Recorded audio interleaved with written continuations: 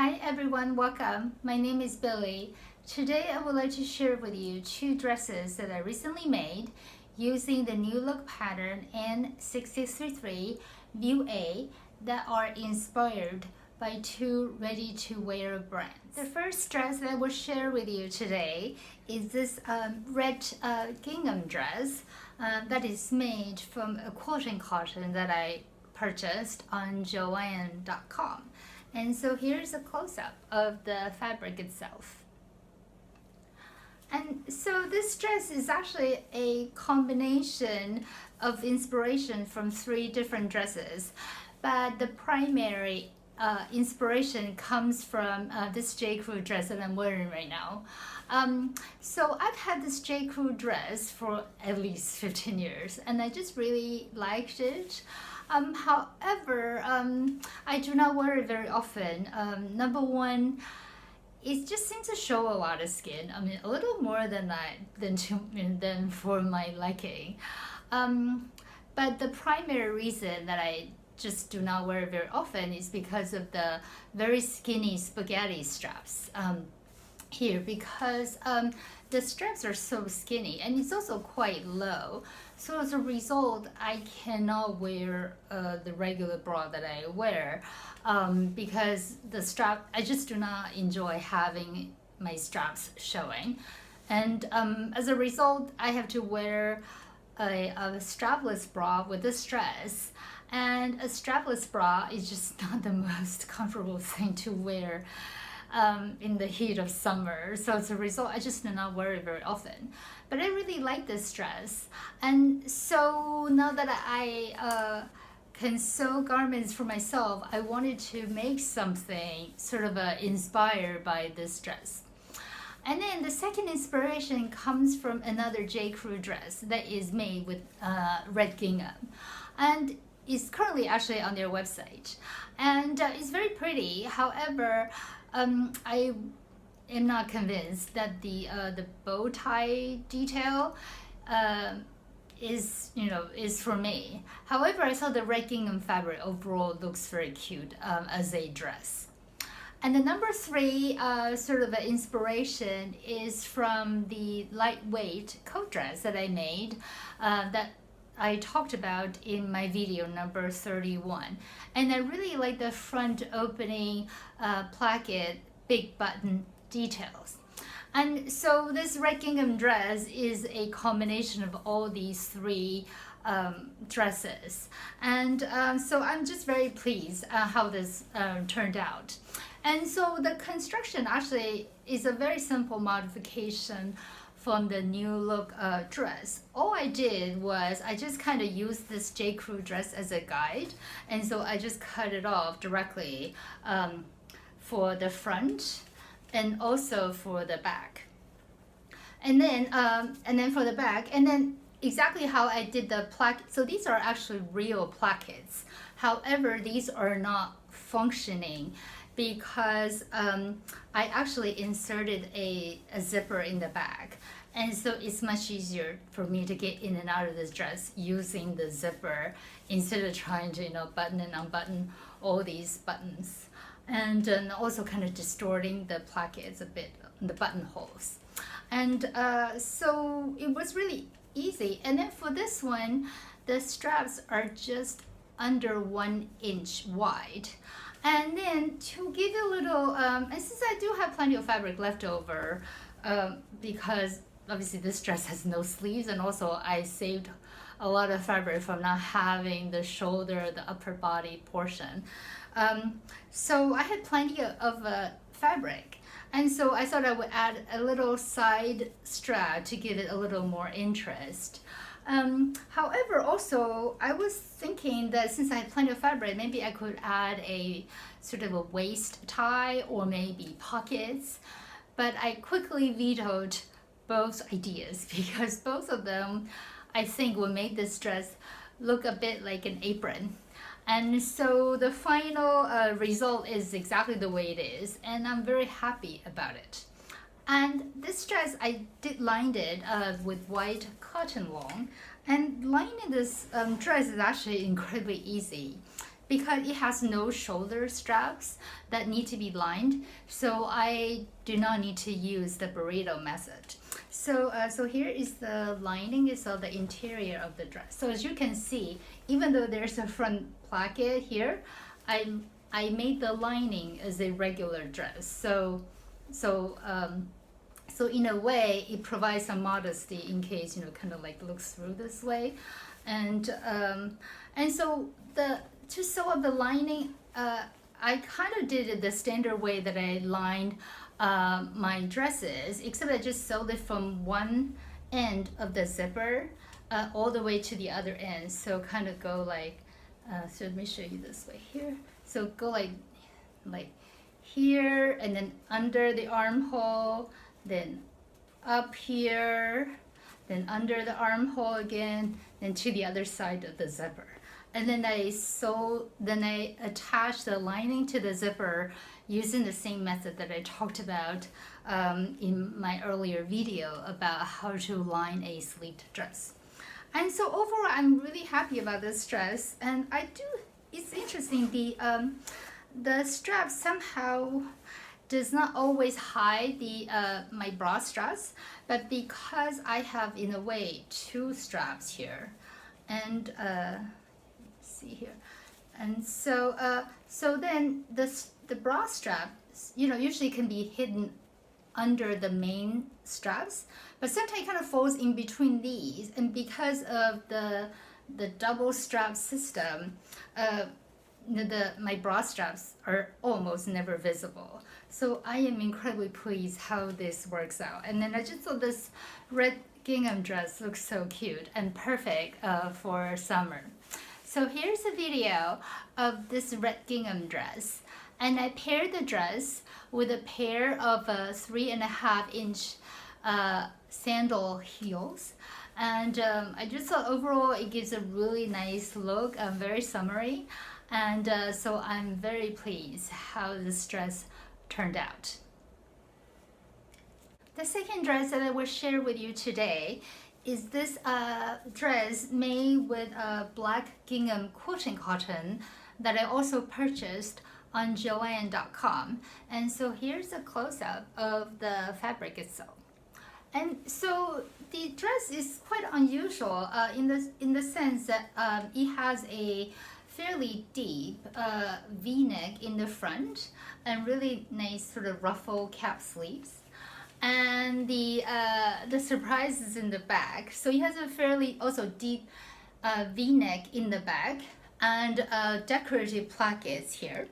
And a very unusual peekaboo cutout just above the waist. And this dress also has an optional waist tie just to sort of give it a little more definition. And this black gingham dress is a copycat version of an N. Taylor Loft dress. And so I used to pass an N. Taylor Loft store all the time when I took my dog to and back from a local park. And I just really admired this dress. I just thought it was so pretty and also quite unusual with the peekaboo cutout in the back. And then pre-garment making day, and this dress was $90. And pre-garment making days, I probably would not have any problem plunking down $90 for a really lovely summer dress. However, now, because I know how to make dresses, so for me, I look at the price in terms of how much fabric I can purchase. And for $90, I can purchase, quite a bit of very nice fabrics, even if it's from, say, Mood, which is generally a bit pricier than other stores. And also from past experiences, I knew the Loft dress would not fit me very well because my proportions are quite different from the model that they use to design their garments. And as a result, it made no sense for me to buy it and have to modify it when I most likely can just copy it from an existing or combination of existing patterns that I have. And it so turned out that because I just made the Eloise inspired dresses and learning to line a sleeveless dress using the burrito method, I thought I would attempt it. and so it's actually quite straightforward. So here, the bodice is the same as the new look bodice. So obviously I did the V neck in the front and also in the back. And then I just kind of cut out this peekaboo portion. But because this placket is actually decorated, so naturally I would not be able, because of the cutout, I would not be able to put in the zipper in the center back. So just like the Loft dress, the zipper is on the side actually. And because I'm right-handed, so I put the zipper on the left, and so just much easier for me. And so I really love it. It is so unusual. And so for this one, the lining it is a bit of a challenge. And so I forgot. So this one I lined it with a black cotton lawn that I have also at home. And so to line this dress, it's a little different from how I normally line dresses because of the peekaboo detail. So what I did was I made up the top portion first, just like the Eloise inspired dresses, and then lined the top bodice portion with the burrito method. Then after it was done, then I attached the skirt, and then I attached the skirt, and then so to make the bodice, I originally just cut directly across on the new look pattern at the waist line.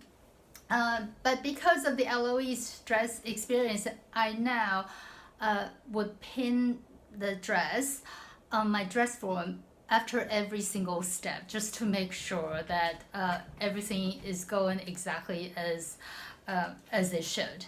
And then after I pinned it on it, I realized that the bodice was off.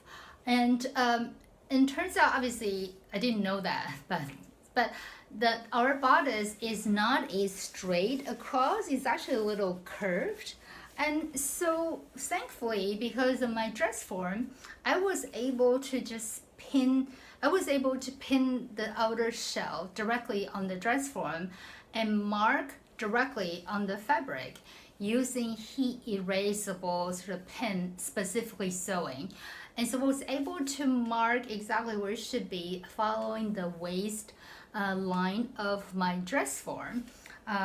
And then just mark directly the sewing line with the heat erasable pen, and so I was able to correct the curvature of the especially the back bodice very easily.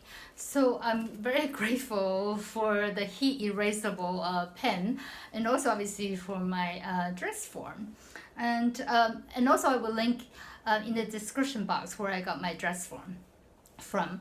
And so then what happened? So then after I made the correction, basically the bodice is sandwiched in between the outer shell and the lining, and then so now the whole dress looks very clean on the inside because the lining I think works out very well.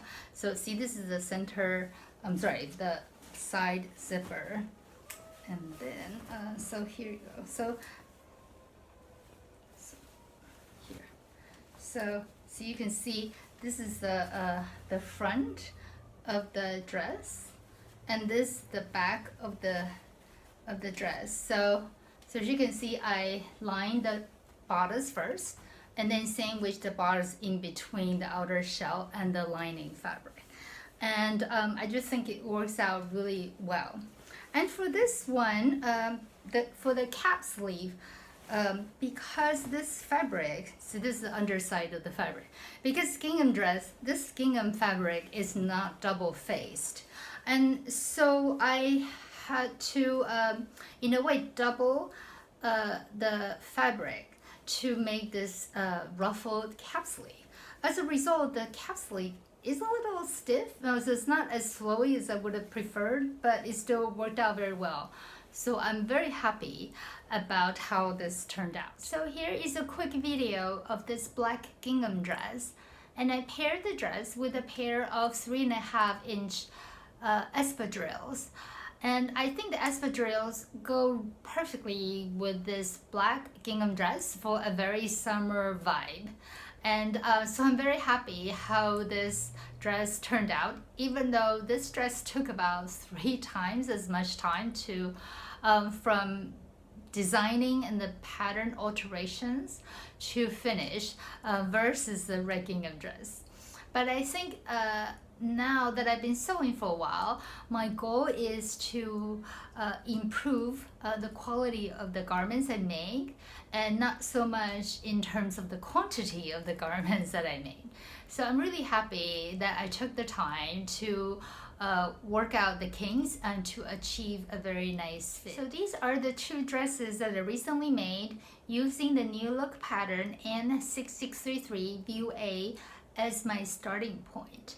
And as you can see, these modifications are not particularly difficult, and with a little patience and a little trial and error, we can turn a tried and true pattern that already fits us very well into something that I think has a completely different look.